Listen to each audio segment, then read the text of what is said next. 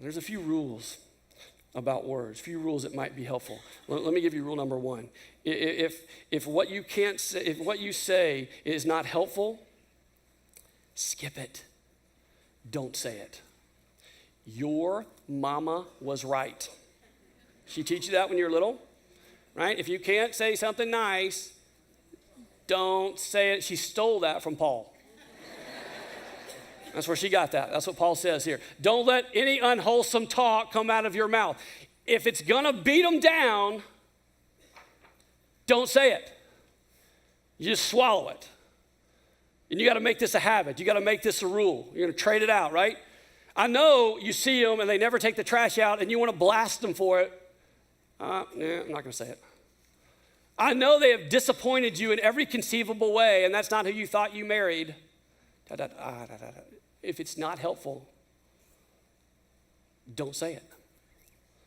Your mama was right. Paul was right. If it's not helpful, skip it. I'm not even saying you got to compliment them. Just don't say all the stuff that beats them down.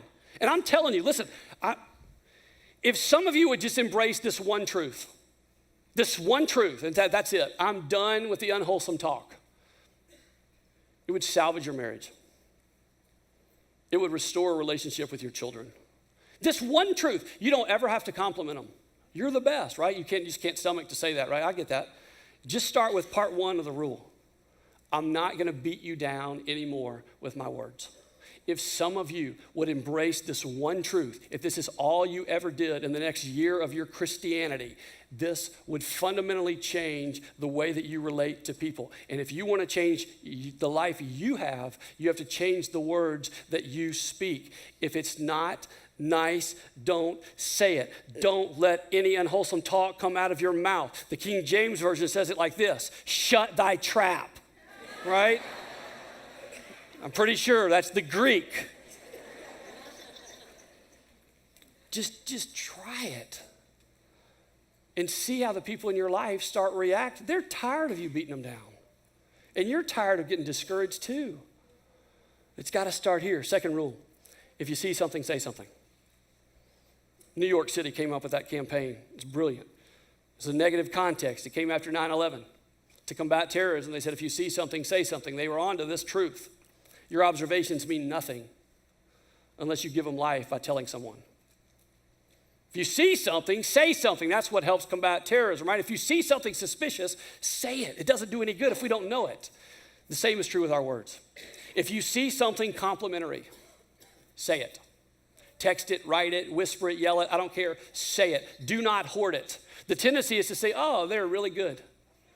No, I'm not going to tell them. See something, say something. Somebody looks beautiful, you tell them. Somebody did something great, you tell them. Somebody makes you feel a certain way and it's real positive, you tell them. They're creative and you've admired that for years, you tell them. Don't hoard blessings. Say them. Let them out of jail. Let them out of prison. Your thoughts and observations mean nothing unless you say them. Proverbs 16:24, gracious words are a honeycomb, sweet to the soul and healing to the bones. Not gracious thoughts. Not gracious observations. You have the power to give life. You have the power to give life with your words. But they mean nothing unless you say them. Tell people when you see something good. Rule number 3, talk to yourself. You got to learn to talk to yourself, right? Sometimes we have to encourage ourselves because you know why? Sometimes we're the only voice in our head. We talk to ourselves all the time, right? I'm not good enough. I don't know if I can do this. I'll never be able to. She won't call me back. They're not going to like my sermon. That illustration's stupid. We have voices in our head. You have to talk. The same principle applies to ourselves. It's not just other people. Quit contaminating your own mind with unwholesome talk and start encouraging yourself. I can do this. You can do this. I'm good. I'm beautiful. I'm handsome.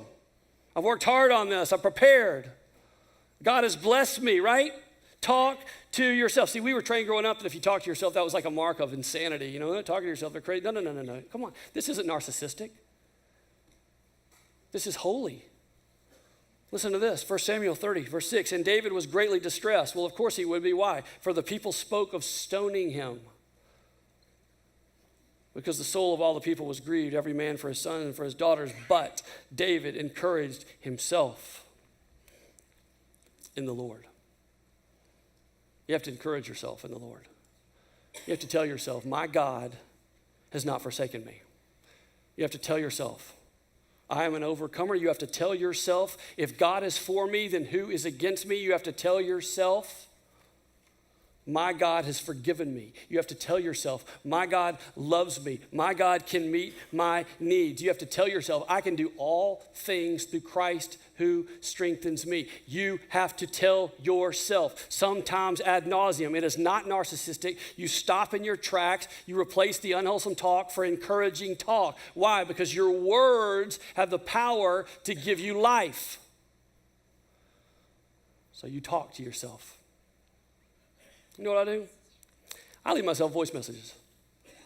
I know it seems, oh, he's weird, right? I leave myself voice messages. I call my own number. Hey, this is Paul. Sorry I missed you. Leave a message, and I'll get back to you as soon as I can. Beep. I say, hey, bro. That sermon today was unbelievable. It changed my life. You knocked it out of the park, and I can't wait till next Sunday. See you around. Got to go by. Beep. I'm not making this up. I leave myself messages. You know why? Because at the end of the night, I get all the little voicemails, and they're all lined up. And look, sometimes I've had a lot of discouraging stuff come my way. But there's at least one on there that says I'm doing okay. You got to talk to yourself sometimes. Because you can talk yourself down pretty darn fast, right? Wouldn't it make sense that you can talk yourself up? According to Paul, you can. Look, I'm no exception to getting beat up by discouragement, and neither are you. I don't care who you are. I don't care how much money you have. I don't care what you do. None of us are exempt from this. Our words matter, and the world is too full of people that are negative and too full of cynics and too people that want to discourage and bring everybody or else them down. We are not rewarded for praising other people, particularly if they're on the other side of a fence of an issue. We can never lift anybody up. And Paul says if you want to change the life that you have, you got to start by changing the words that you speak. And here's what will happen. You will surround yourself with the same kind of people.